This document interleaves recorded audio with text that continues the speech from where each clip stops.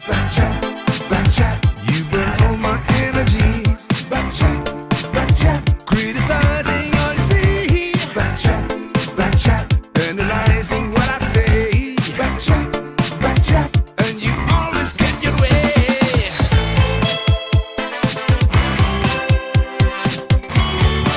Oh yeah, see what you've done to me. Backchat, backchat, it's driving me insane. It's battle to the end, not your time to come again.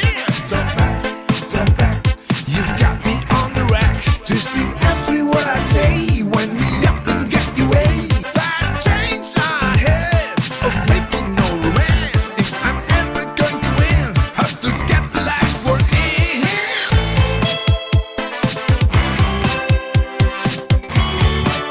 Oh yeah, see what you've done to me. Teman-teman, jangan lupa sebelum nonton tayangan ini, klik like dulu, lalu subscribe, lalu share. Ente nggak kebagian tiket? Dewa 19 konser di JIS, Jakarta International Stadium. Jangan sedih, ente masih bisa nonton di videolegend.tv. Bayarnya 75.000 di dewatiket.id. 75.000 bayar, bisa nonton live streamingnya. Oke.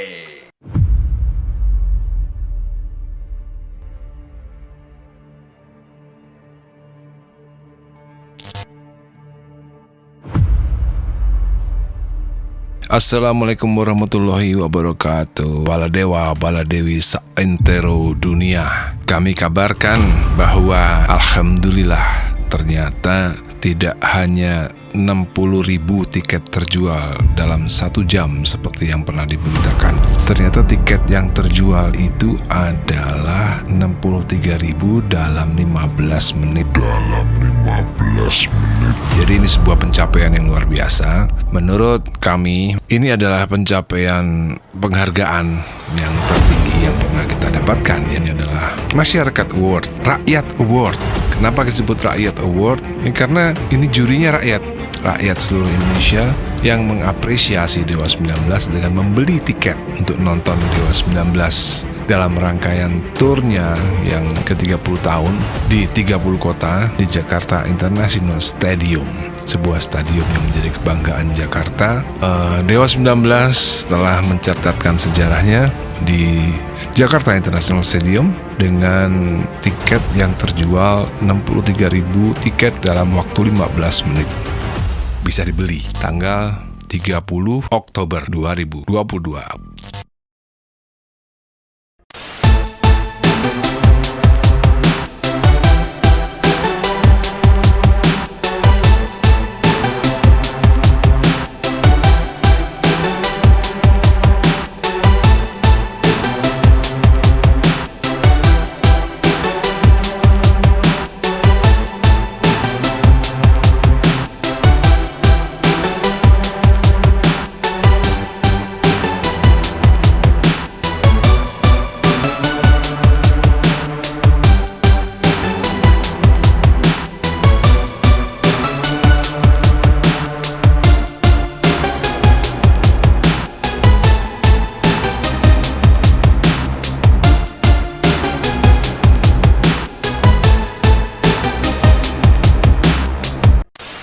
Udah lama nih Bang Egi nggak sini nih? Ya, Lahir kapan lahir? lama sekali. Zamannya waktu bela-bela Prabowo ini. Sampai sekarang masih bela Prabowo? Ya, dia nggak perlu saya. Oh, Kalau perlu kita bela Anies nggak? nggak juga. Nggak juga. Bingung ya? Dia bingung. Hah? 2024 gimana dong Bang? Ya kita kan nggak penting. Hah? Kalau Bang Aka gimana Bang Aka? Dari dulu khilafah saya mah. Mantap. Mau ada goro-goro mau enggak ya khilafah aja udah. Benar ya. Khilafah harga mati. Enggak juga, saya harus hidupkan itu. Oh. Karena udah lama mati, saya harus hidupkan. Oh iya. Ya, kalau harga mati ya jadi sejarah saja, histori aja. Benar. Kenapa sekarang orang jadi pada anti khilafah ya. Salahnya apa khilafah itu? Nggak ada. Itu pernah bicara, saya pernah lihat bagus. Apa itu? Khilafah. Iya. Kenapa jadi orang Islam sendiri yang musuhin khilafah gitu kan? Ya karena nggak paham. Benar. Kalau paham ya nggak begitu. Maksudnya gini loh. Nah, kita anti komunis itu wajar karena kita beragama kan. Kalau kita anti khilafah kan aneh. Ya meskipun kita tidak berniat mengganti Pancasila dengan khilafah misalnya, tapi kan kita tidak anti. Iya. Ya kan? Sekarang kadang-kadang agak bingung bang. Misalnya gini, kita nggak anti Anies. Sebagai aku ya, sebagai Gerindra ya, aku kan partainya Gerindra. Nggak anti Anies, ya kan? Nggak memusuhi Anies. Dianggap Aniser. Bingung kan? Jadi kayak misalnya aku nggak anti khilafah, nggak memusuhi khilafah, dianggap mendukung khilafah. Kan ini kan logika ini yang agak kita bingungkan sekarang kan. Orang-orang, tapi emang gini bang, abang tahu nggak? Di Indonesia ini ternyata IQ rata-ratanya itu 79 bang. Berarti dari 90 normal kan. Iya. Jadi ternyata Indonesia itu IQ rata-ratanya iya, jadi 79 rata-rata ya, maksudnya bukan Iya. abang, bukan kita gitu ya, tapi rata-rata gitu. Jadi ya begitu bang. Jadi kita nggak anti khilafah, dianggap mendukung khilafah. Kita nggak anti Anies, dianggap mendukung Anies gitu loh. Jadi ada semacam logika yang ya memang. Jadi gini bang, ada gorila itu yang IQ-nya 90. Masya Allah. Ada. Hebat dong. Nah, ketik aja Google. Gorila yang IQ-nya 90 ada. Udah kayak manusia lah ya. Iya. Jadi begini bang. Tapi ada manusia di bawah gorila. Itu 79 itu bang. Kita ini bang. Nggak tahu bang, Aka tahu apa nggak Ahmad Khozi? Susah banget. Ahmad Khozinuddin. Aduh, udah. Dari setahun yang lalu apa?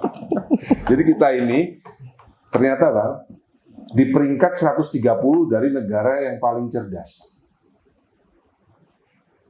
Paling jelas apa ya? Jepang. Aku lupa, mesti cek di Google. Pokoknya cek aja di Google. Jadi kita ini peringkat 130. Jadi kita sebenarnya pemerintah kita itu sudah gagal mencerdaskan kehidupan berbangsa dan bernegara. Iya, tugas pokok presiden. Iya, itu kan perintah konstitusi. Iya, alinea keempat. Iya. Jadi kalau kita merujuk ke situ gagal udah. Karena kita peringkat 130 dan rata-rata kecerdasan manusia Indonesia adalah 79. Bahkan kalah sama gorila ada yang 90. Jadi begini bang, logikanya. Kalau orang IQ-nya standar, ya, dia tuh cuma pinter nyari makan, pinter nyari pasangan hidup, ya. Dia bisalah berhubungan seksual, cari makan, udah itu aja. Kalau IQ di bawah 90 itu. Tapi kalau dia di atas 90, dia udah bisa melihat, udah membaca sesuatu yang filosofis.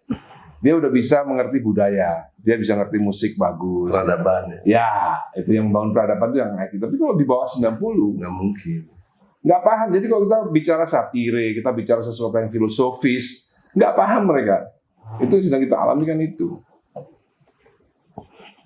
Akhirnya satire pun membuat seorang Ahmad Dhani masuk penjara kan. Mungkin karena IQ-nya di bawah itu. Pastilah itu. Sebenarnya itu bukan satire, itu memang apa? Faktual. Itu memang apa? Lugas, sebenarnya lugas kan.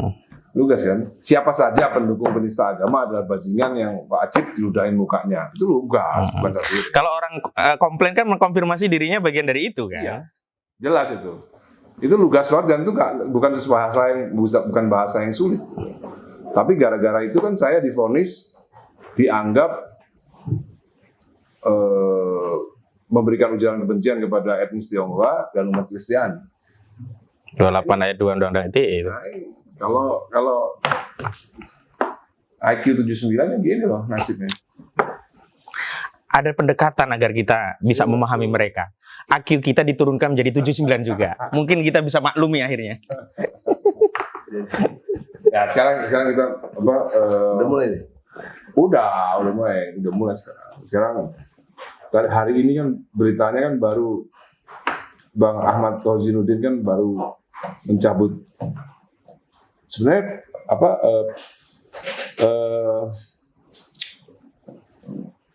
apa sih namanya lawyernya Bambang itu siapa? Berdua atau Ada 4. ada 4? Satunya Ada Yasin, ada Ricky Fatamazaya. Kemudian dalam perjalanan nambah lagi 2, Juju Purwantoro dan Sony Ramajaya. Tapi yang prinsipal di awal 4 orang ini yang utama. apa yang membuat Bang Ahmad Kozinuddin dan Bang Egy Sujana begitu yakin dengan ini sebenarnya apa tesis ya Bang? Hah? Tulisannya Bang itu sebenarnya apa sih? Dia tesis atau apa? Ya buku biasa Itu aja. biasa aja Tapi kategori bisa ilmiah. gitu ya. Karena ilmiah itu kan 2 hal yang harus dipenuhi. 1 metodologi, Yes. yang kedua istilah-istilah yang dibangun.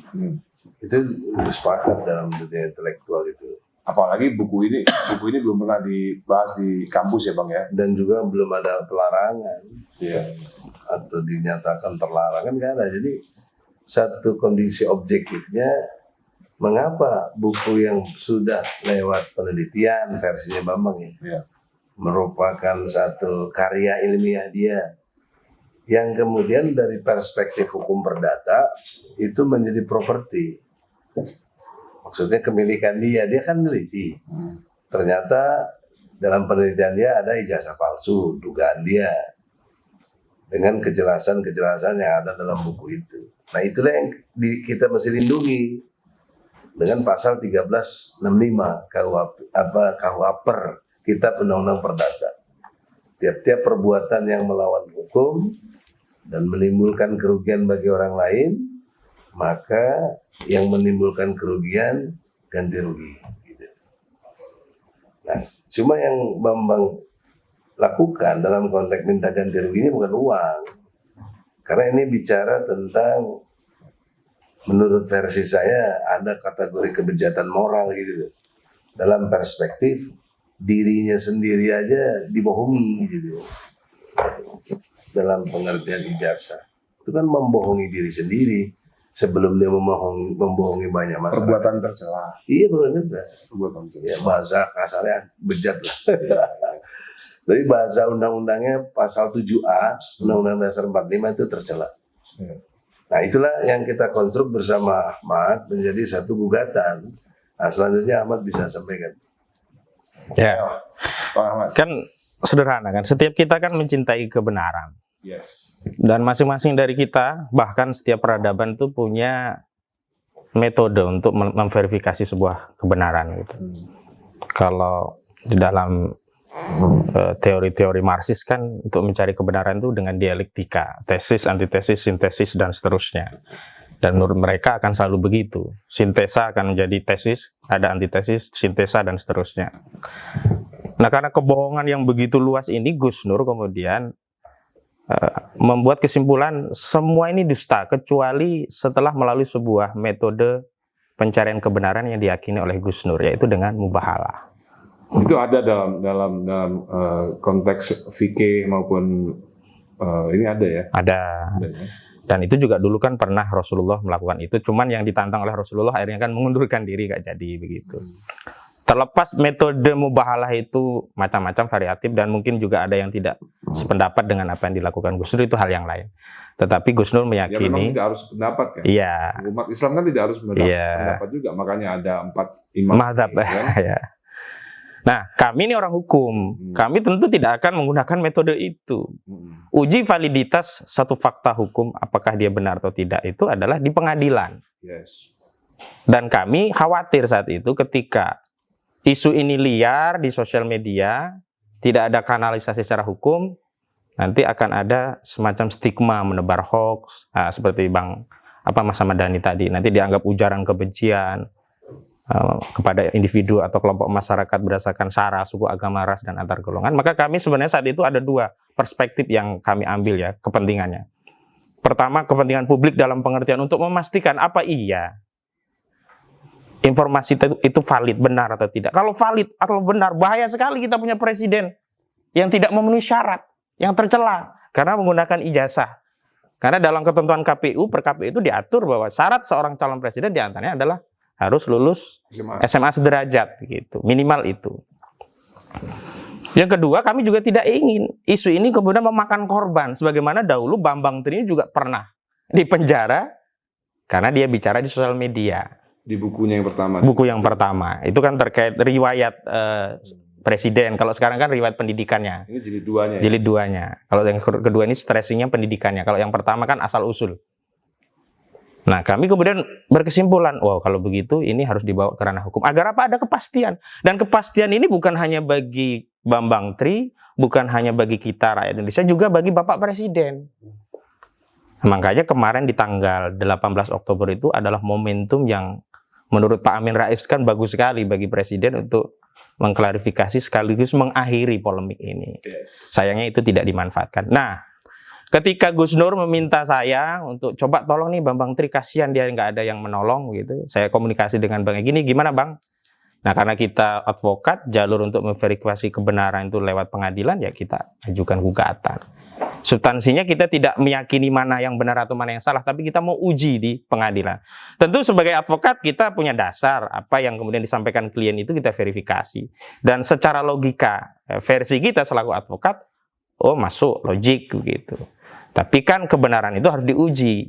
Dan kita belum tahu versi dari tergugat, dalam ini Presiden Joko Widodo begitu. Harus kalau dalam judul lagu itu both side stories. Cerita dari kedua belah pihak. Kalau wartawan kan cover both side. Nah, kalau kita, karena kita lawyer ya di pengadilan lah, diadu, ada tergugat, nanti argumentasinya apa, bukti-bukti. Berdasarkan itu, tidaklah elok penjelasan-penjelasan di luar pengadilan. Tidak resmi lah ya. Iya, tidak resmi. Tidak ofisial, tidak official. formal. Tidak menjadi bukti formal.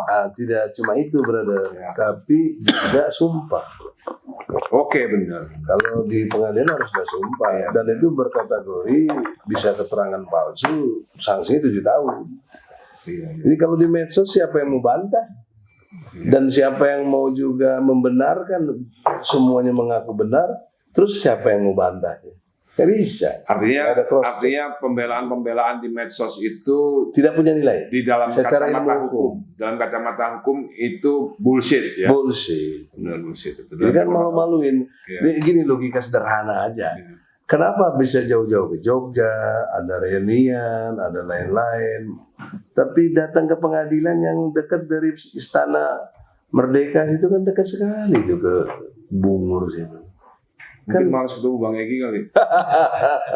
Saya menduga kuat itu juga alasannya. Abang sih, cobalah jadi tim suksesnya begitu. Ya, nah karena itu kita mundur aja. Kita nggak suka sama kita. Hari ini ya, hari ini. Bukan, kemarin ya, perkemarin. Itu kenapa di apa? Dicabut itu kenapa Bang? Dicabut Bang. Aku juga kaget juga. Iya. Jadi begini kan. Sebagai lawyer itu kan kita punya prinsip. Membela klien itu harus menang mutlak, itu yang pertama. Kalau tidak, menang sebagian. Kalau tidak, draw.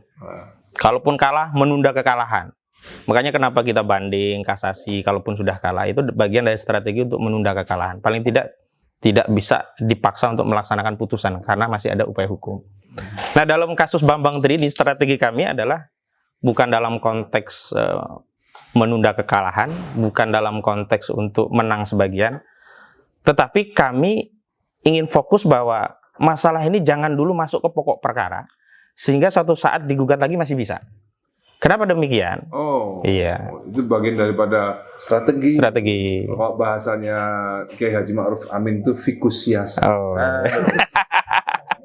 Fikus siasat untuk Iya. politik. Oh, Iya. Ini enggak. Ini siasat hukum aja. Jadi gini, kita itu kan ada 2 jenis lawyer ya, kami akui lah. Ada lawyer itu yang mau semua dokumen itu dia terima semua aslinya baru dia jalan. Ada yang cukup kopiannya dan saksi-saksi nanti akan dihadirkan nanti di pengadilan. Nah, kami mengadopsi yang kedua. Kenapa? Itu untuk membangun kepercayaan kepada klien. Kadang-kadang ada juga klien itu kalau diminta semua asli di awal agak khawatir. Nanti kalau ada apa-apa dengan dokumen saya bagaimana? Nah, kami mengadopsi pilihan yang kedua tadi. Nggak apa-apa, kopian dulu. Saksi-saksi yang penting ada dan ada rujukannya. Tinggal nanti dihadirkan di saat pembuktian. Karena hukum perdata itu yang awal itu kan yang penting dalil-dalil, posita.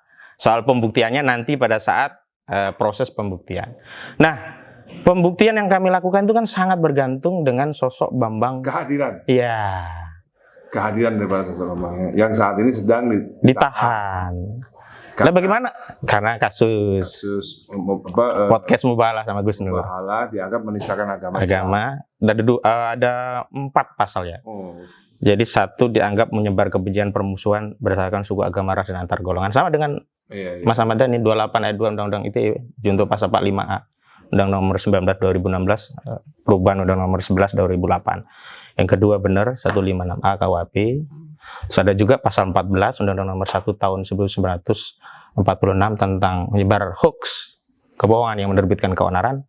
Ada juga ya pasal 15 menerbitkan kabar yang tidak lengkap atau yang tidak pasti. Seperti kasus Ratna Sarumpait. Nah, itu. Saya juga pernah. Yang dulu waktu bela Prabowo. Ya, nah, saya lanjutkan. Nah, pasal itu juga. Iya. Pasal 14. Kalau kita paksakan, iya. Ya. Kalau kita paksakan masuk ke pokok perkara, sementara bukti tidak ada, kan berarti sudah masuk ke pokok perkara kalah. Oke.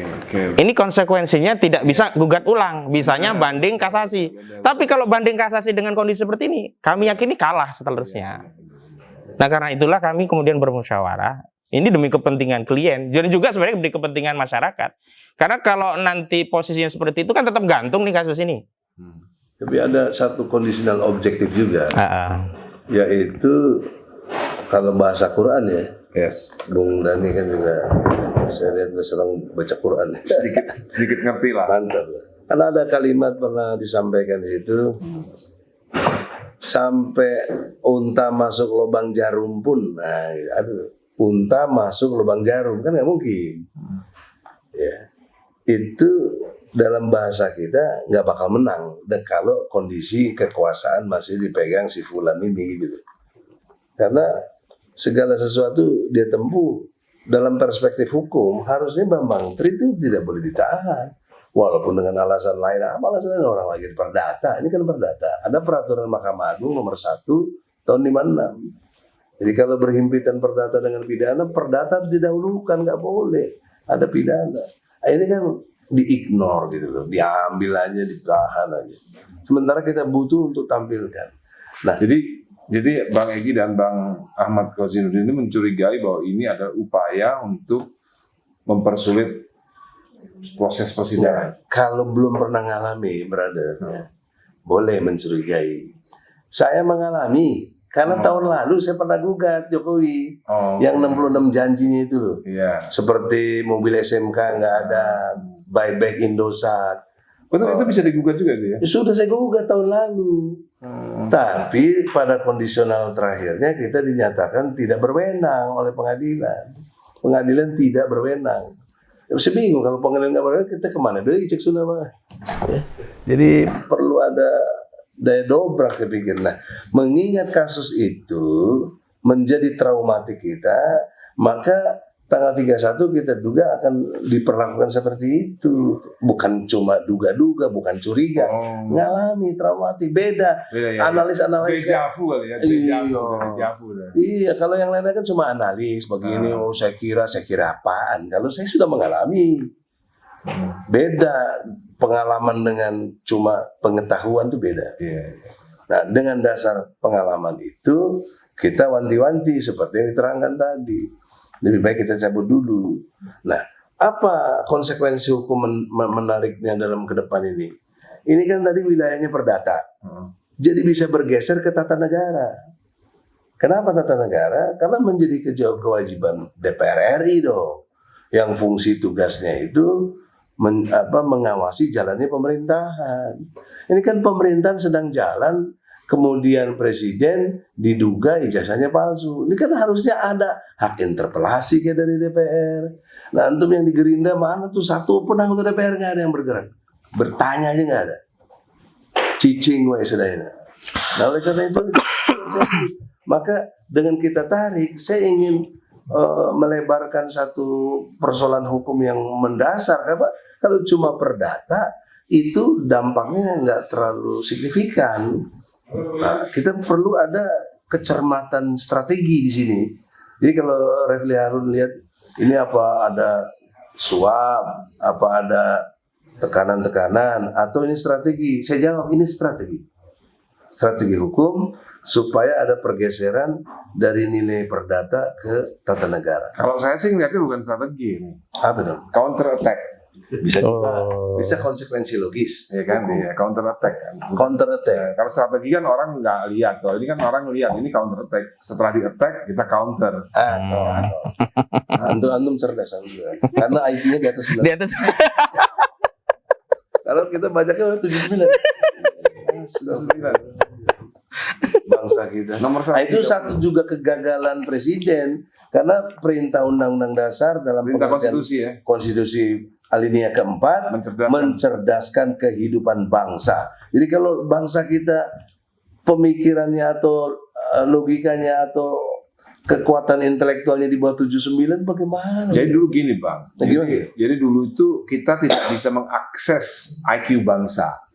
Kenapa tidak bisa mengakses? Karena dulu belum ada IG, belum ada YouTube. kita pakainya husnuzon. Husnuzonnya semuanya cerdas. Dengan ada Twitter, dengan ada YouTube, terus ada komen-komen di IG, itu bisa Ketahuan kita ya. ngomongnya apa, jawabannya gimana, itu bisa ketahuan. Dapat mengakses. Kalau dulu kan kita nggak bisa mengakses. Betul. Juga satu hal lagi yang penting perlu dijelaskan, ada podcast yang belum tahu sumbernya, dari siapa nggak disebut, tiba-tiba kita dituduh terima uang 10M lagi, banyak kali 10M. Ini yang kau kasih kesini kita main band itu. Beli tiket nanti konser Dewa.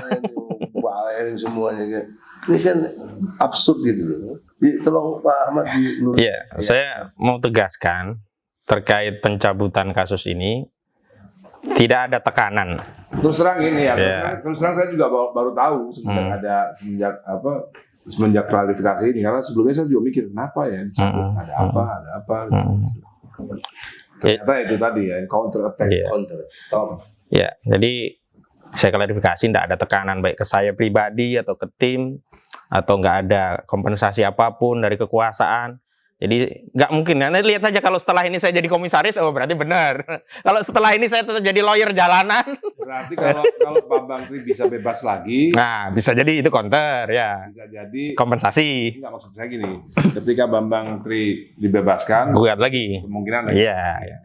Yang menurut Ali Lubis, ya. salah satu teman kita juga tuh, Iya, Gerindra saya tahu. Adik kita. Ali Lubis sarjana hukum. ya, menurut beliau kan ini kan nggak akan diterima oleh hakim. Karena ini bukan class action. Apakah nanti setelah misal Bambang Tri bebas, nanti akan menggugat dengan class action atau tetap perorangan? Gini, dalam konteks perdata itu nggak dibagi dua. Yes. Ada pengertian yang individual, ada yang pengertian kelompok. Yes. Nah, kita masuk dari sudut yang individual. Jaminannya dari pasal 1365 itu. Itu individual bisa. Tapi juga bisa menjadi class action jika yang dimaksud kerugian itu meluas kepada kelompok-kelompok manapun saja yang merasa terkena. Kalau zaman dunianya itu saya ingat itu Chernobyl ya, yang berkait dengan Chernobyl Chernobyl itu yang kebocoran 83, 1983. itu kan pakai class action nuklir.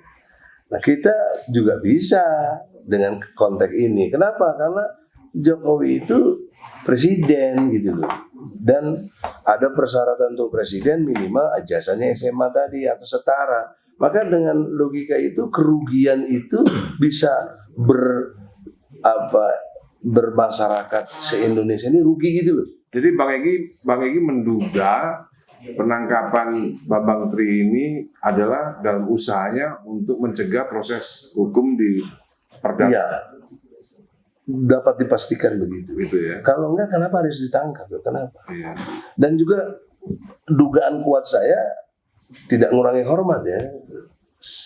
Jika Jokowi belum membawa yang aslinya ke pengadilan, saya masih menduga dia nggak punya ijazah asli.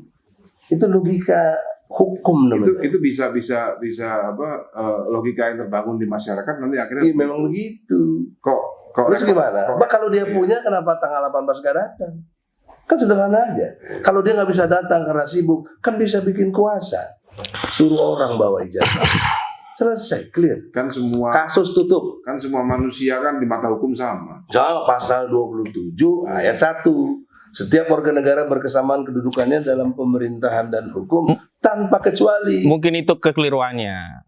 Keliru. Karena bahasanya setiap warga negara berkesamaannya. Kecuali kalau tambahnya begini, setiap warga negara termasuk presiden ya berkesamaan kedudukannya di hadapan hukum. Karena dia kan presiden, bukan hanya warga negara biasa. Itu tafsir. Itu tafsir Ali Lubis. Tafsir Ali Lubis. Itu bukan tafsir lagi, nama-nama undang-undang. Itu subversif undang-undang. Karena judul undang-undangnya nggak begitu kalimatnya. Setiap warga negara ya berkesamaan kedudukan dalam pemerintahan dan hukum tanpa kecuali. Bener bang, tapi kan presiden kan kepala negara, kita yang warga negara. Ya itu gini, maksud saya gini. Itulah hebatnya undang-undang, Bang. Bisa dibawa kemana saja tafsirnya. Enggak. Nggak harus ada gini ya. Ini teori ya. Kan kalau minimal teori Egy Sujana lah. enggak, kalau di KUHP kan ada yang tafsirnya Dr. Susilo tuh. Harus Susilo ya. Kalau yang ini kan tata negara ini sulit nih tafsirnya nih. Nggak. Ada begini caranya. Ada 3 tahap. Tahap pertama melihat fakta, hukum namanya. Tahap kedua data, hukum misalnya. Ketiga, ramuan dari fakta dan data itu perlu logika hukum. Gitu. Jadi ini satu kesatuan. Nah ini teori saya namanya OS Jubedil. Objektif, sistematis, toleran. OS. Jubedilnya jujur, bener, adil. Jadi kalau Dani bermain dengan logika yang OS, yang objektif, yang sistematis dan toleran, pasti berdampak kepada sikap yang jubedil. Nah, dalam melihat pasal 27 tadi, faktanya apa? Karena hukum itu nggak bisa ujuk-ujuk jadi. Dia ada background, historisnya, filosofisnya, sosiologisnya, Asbabul. yuridisnya, psikologisnya itu muatan ilmu hukum. Dan itu yang disebut dengan fakta dan data hukum. Baru dibuat bagaimana racikan logika hukumnya. Itu ilmiah. Saya bisa bertarung soal itu. Dan untuk itulah saya profesor saya dari Asian University untuk itu ada teorinya. Jadi bukan profesor ada teori. Kalau profesor nggak punya teori itu profesor Bukan honoris causa ya. enggak. Ada teori, ada bukunya. Gitu, Bro. Jadi tidak bermaksud mendikte atau mendemonstrasikan kepintaran kita itu bukan, tapi ini mengkonfirmasi bahwa terjadi penyimpangan-penyimpangan pengertian yang tidak berajas kepada fakta, data dan logika. Gitu. Jadi kalau presiden tetap warga negara Indonesia. Iya dong. Karena kan Nggak bisa. kan ada pasal lain kan bahwa presiden harus warga negara Indonesia. Iya, itu basisnya. Jangan Tahu sebenarnya kita nggak perlu ke sana. Cuman kita pura-pura blow on aja gitu loh. itu IQ di bawah 79. Saya kan mau berempati dengan orang-orang yang di bawah 70 tadi gitu loh. Biar saya nyaman dengan mereka gitu loh. Iya. Jadi berarti malah sebenarnya yang sekarang kita menunggu adalah menunggu pengadilannya Bambang Tri ini diadili lagi ya, Bro? Iya. Iya. Pidana. Maka ada caranya lagi kaitan dengan class action. Ini penting menurut saya. Masyarakat kan maunya cuma maki-maki di medsos. Kritik kita bahkan nuduh macam-macam. Kalau you berani, lu Gugat tampil aja. class action. Bikin kelompok, bikin komunitas kalian, datangi pengadilan di seluruh Indonesia, PN mana saja. Ini kan terbatas di Jakarta.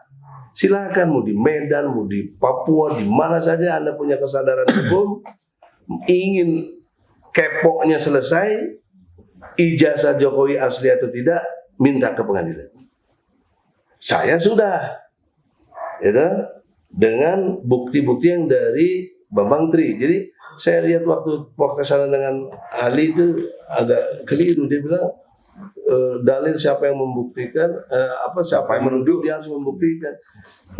Bambang Tri itu sudah membuktikan bahwa bukunya. Iya.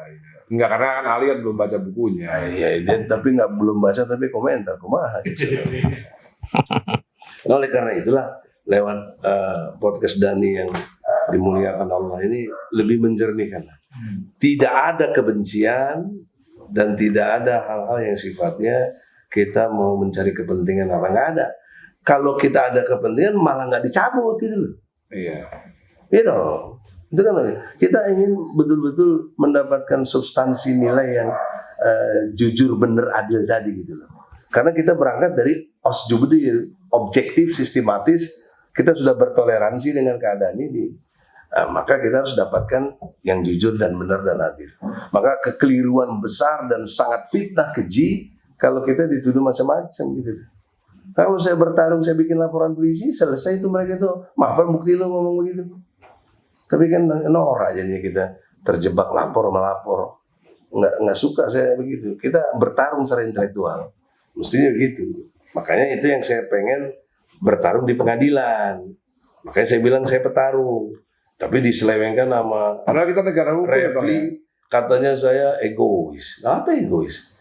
Refli bilang itu. Ada di podcastnya. Karena egois, kenapa? Karena saya bertarung, saya nggak mau cacat moral saya sebagai advokat kalah gitu loh. Itu bukan egois, itu hak hukum saya berdasarkan pengalaman yang nggak dialami sama Refli, nggak ya tuh bahwa kita dikalahkan dengan sangat ini. Kita dibilang kok takut kalah? Nggak ada sih takut kalah.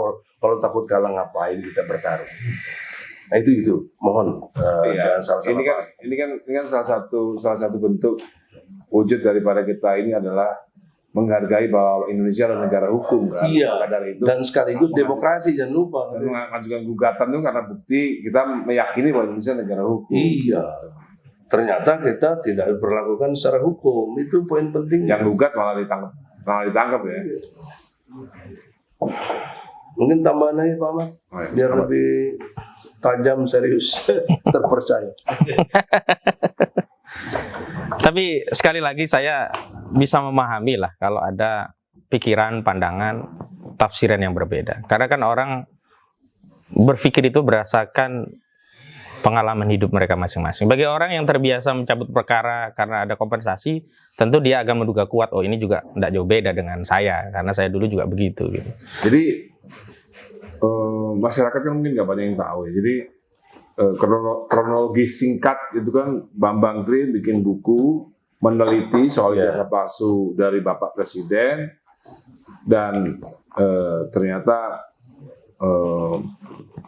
para kuasa hukum ini merasa buku ini ada benarnya, ya kan? Maka dari itu digugatlah ke pengadilan. Sebentar, Kompas.com itu tahun 2021 udah mengkonfirmasi ini. Oh, konfirmasinya apa itu? Iya, antara lain SD-nya 3 tahun. Oke. Yang kayak gitu kan ada di medsos tuh. Sebenarnya Terus 8 tahun 80 harusnya dia kan 81. ya kan kelahiran 61 kan? Iya, harusnya 81. Iya. Sesuai dengan temennya Sri Adiningsi. Terus Tapi kenapa ya 80? waktu SMA Kemudian penggemar, fotonya. waktu SMA penggemar Metallica itu yang paling parah itu. Iya, padahal belum ada Belum ada Metallica. Metallica. Itu kan gimana? Itu yang Terus paling juga parah itu. guru kimia, nggak ada kimia dulu. Iya benar. Kemudian bahasa Inggris, gimana bahasa Inggrisnya? The best gitu. Iya. Tapi dia tetap saja lah. Ya, oleh Apapun karena itu tidak bernilai. Tidak, ya. Kalau tidak di pengadilan. Tidak bernilai semua pernyataan itu di medsos, di TV maupun apa tidak bernilai jika dihadapkan pada gugatan di pengadilan. Iya. Iya itu.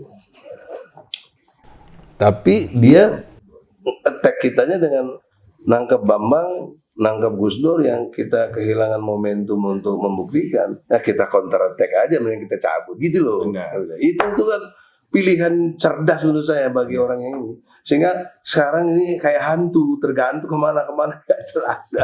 Dan bahaya bagi sejarah bangsa karena ini meninggalkan noda hitam buat sejarah bangsa kita. Yes. Kepala negaranya masih diduga ijazahnya palsu. Itu yang orang nggak bisa cegah dengan situasi gitu. Itu. Ada lagi? Cukup. Kita makan dulu. Oke, terima kasih. Yes.